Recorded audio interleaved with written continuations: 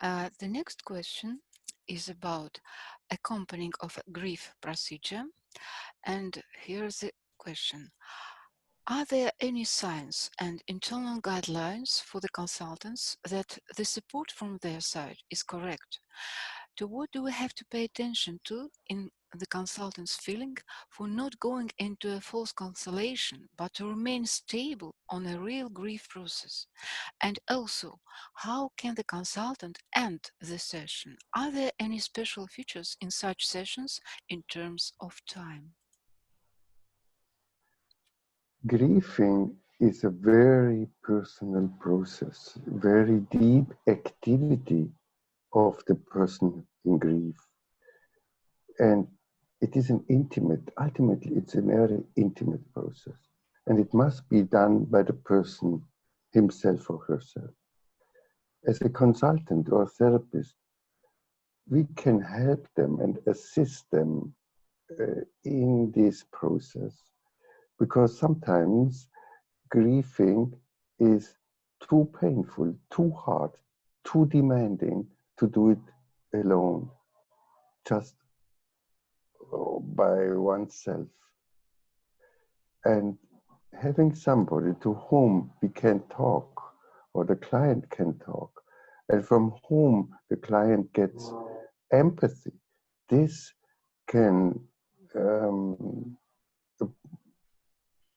unfreezen the feelings and can make the tears flow, and when they are accompanied by a person who is close to them.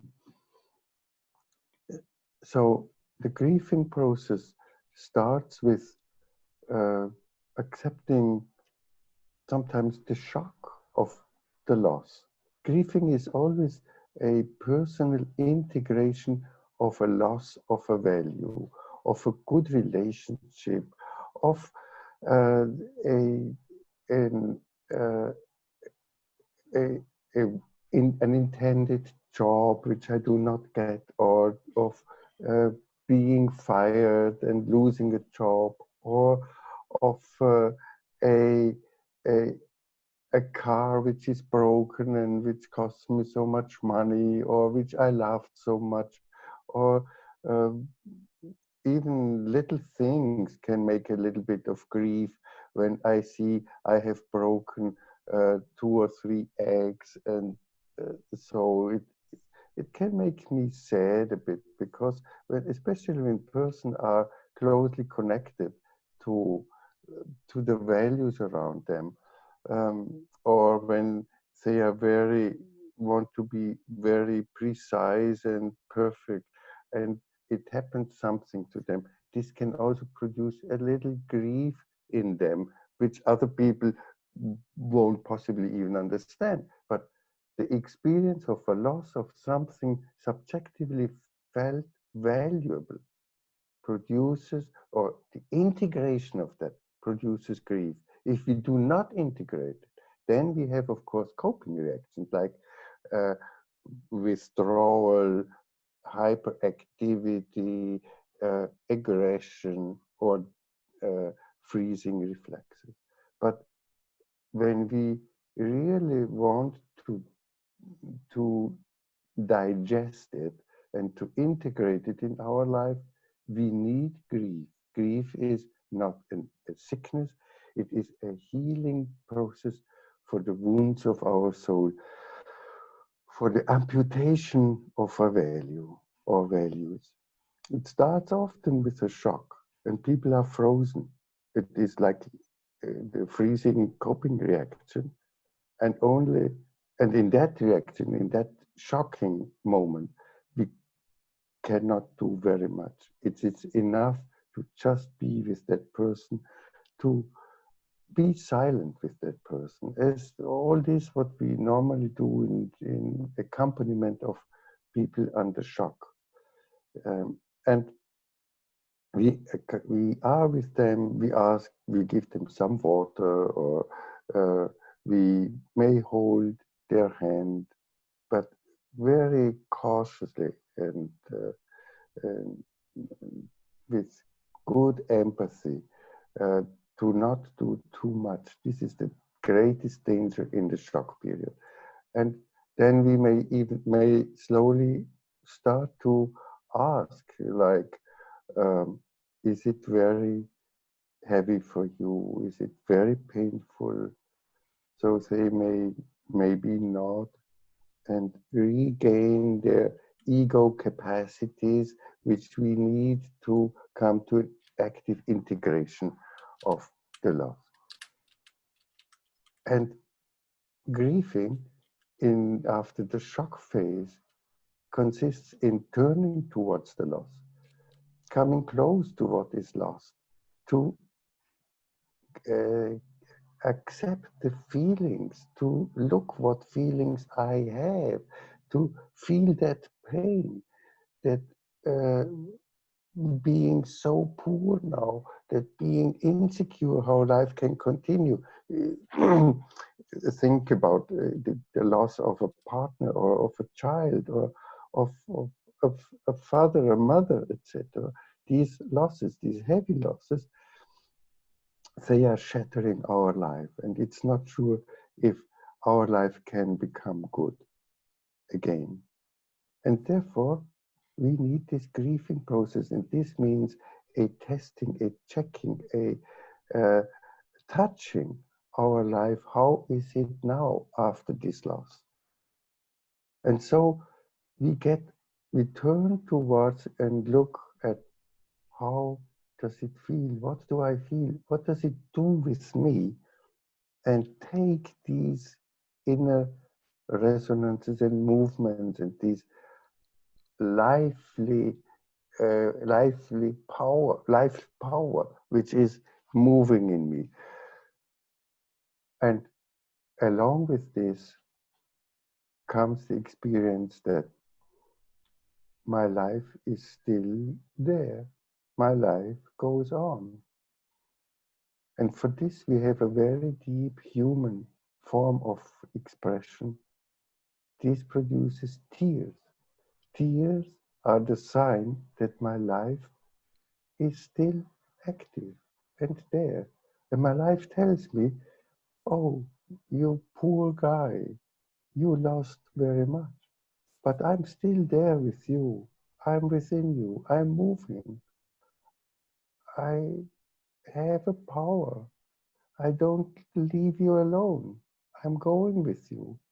And so life can start uh, with little flowers, start flourishing and regaining its power and filling me up. And therefore, it's such a value and such a relief when people can cry.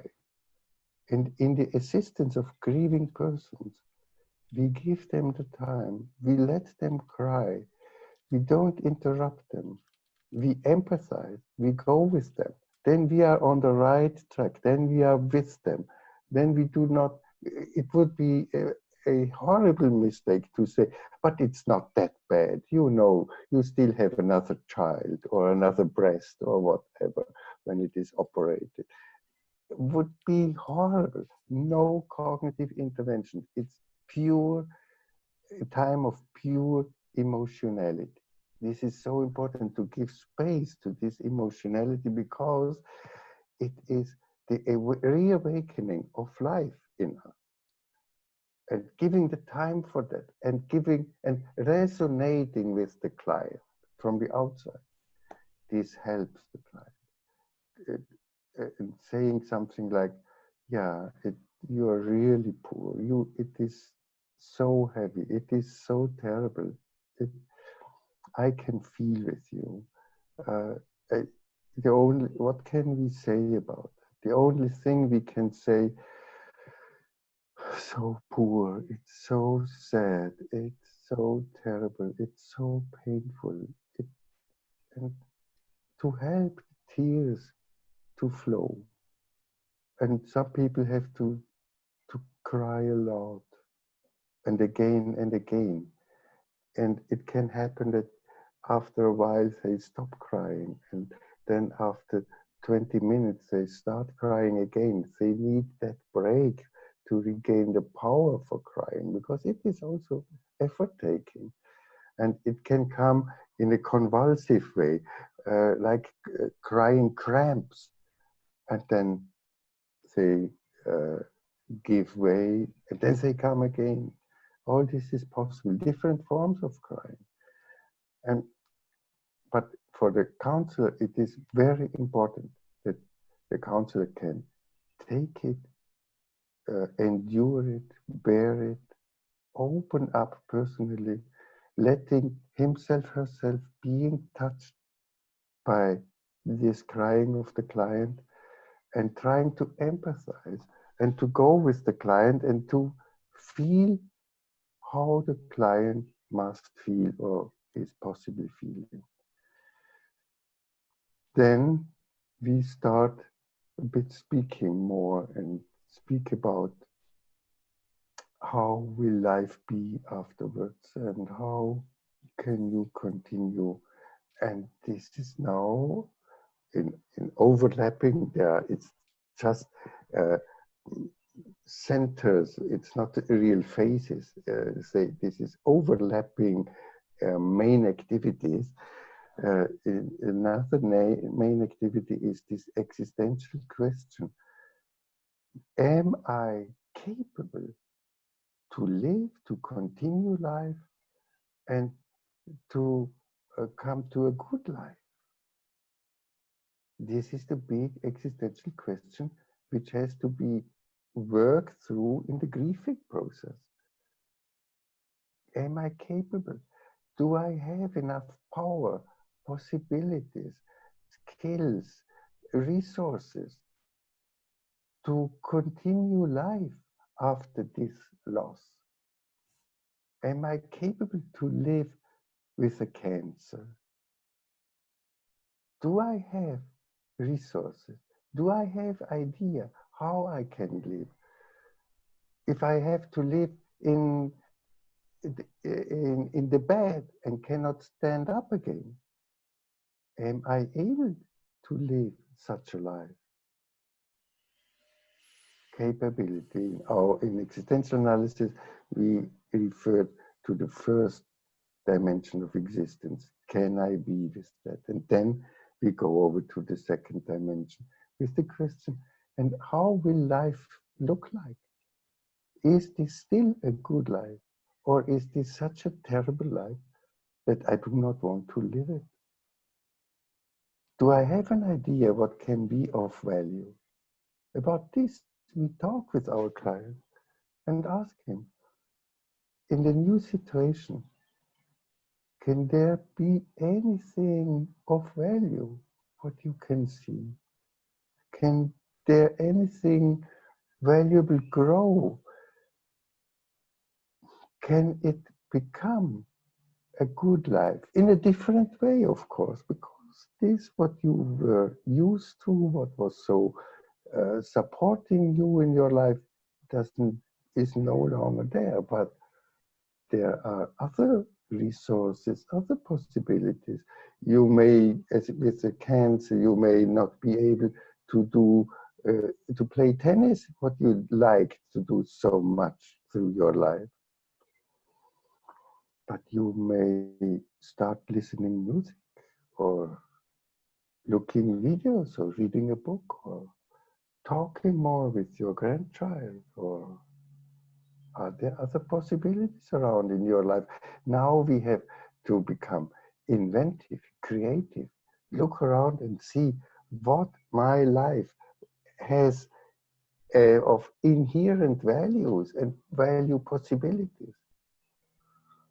This is sometimes the longest work because people are, when they did not cry enough, or at the beginning, they do not want to change, they do not want to give up what they lost. They clinch at that, they uh, hold on for not having to let go. And therefore, they are not ready to look at other possibilities. They want back the old, and they can become stubborn and even aggressive sometimes. Uh, this is very different from person to person, from situation to situation. But we work as long on this phase or center of gravity as long as they can find, and there are some more values, and there are for sure more values, but are they ready to to live with them, to take them? And this is the next element. Even if we find values, we have to come to the third dimension of existence, to their decision. Do they accept it? Are they ready to live with these new values? Are to live a new life? To Are they ready to take life under these changed circumstances? It's not easy, and it may not be, people may not feel the power or the interest at the beginning, and then they need accompaniment to go with them and to look at them. Can you give a consent, an inner consent for today? To Can you give an inner consent to go for a longer walk? Can you be? Can you agree to this form of life?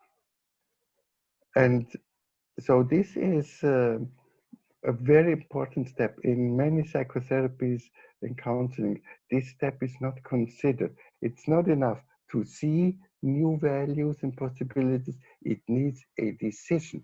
Am I ready to live my life? And when we follow this track, going with the client and speaking with the client and empathizing with the client and not giving suggestions what they can do. We can offer an idea, but we do not give suggestions.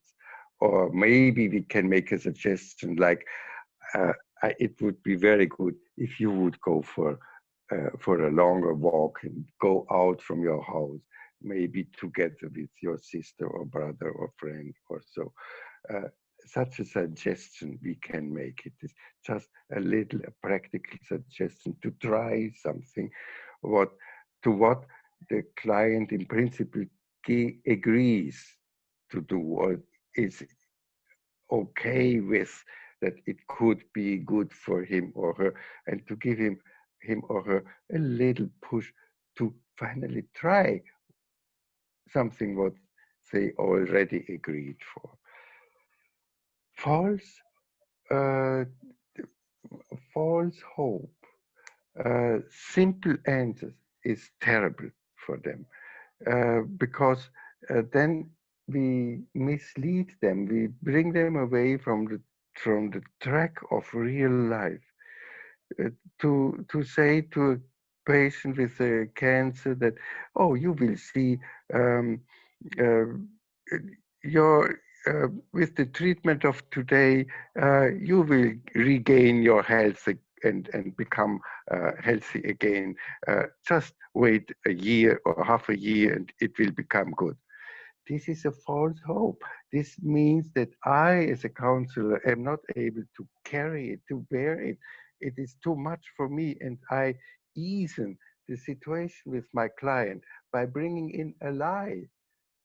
And the client feels exactly that this is well meant, but it is wrong. It is misleading. It um,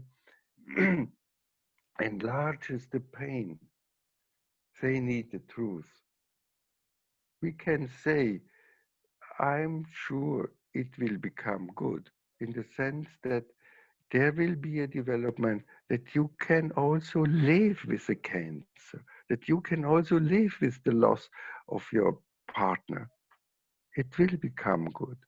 I, I am convinced. Uh, I When I see the capacity in the client, when I see that the client is strong enough, then I can say that. When I don't see that, then I don't even say such a hopeful phrase. So empathy in the client and being honest and say not giving suggestions but uh, looking with the client into his or her life, exchanging or offering what I also see as possibilities and asking him or her if this is also true for him or her. This is the way how we follow our client, and the client is the pacemaker of our of his or her grieving process, not me. And a grieving process can last a long time. The grieving about a lost child lasts at least a year or two, and maybe never finishes really, because it is just so overdimensional and so against the nature that it may be hard to really overcome it.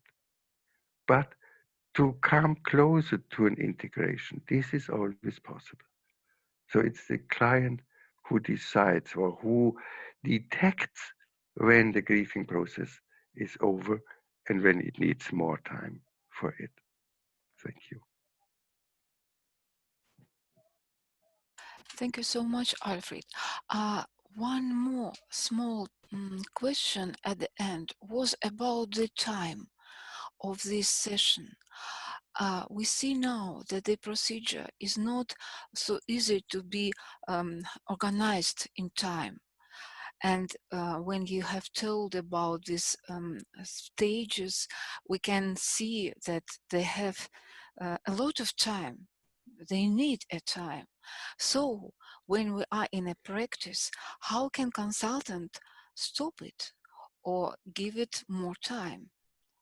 We make 1 hour or maybe an hour and a half, maximum 2 hour sessions, because they need a break. It is effort taking.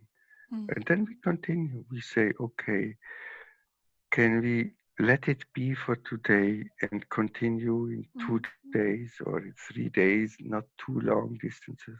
mm, I understood the question of time, how much time the process needs, mm, but the session is yeah.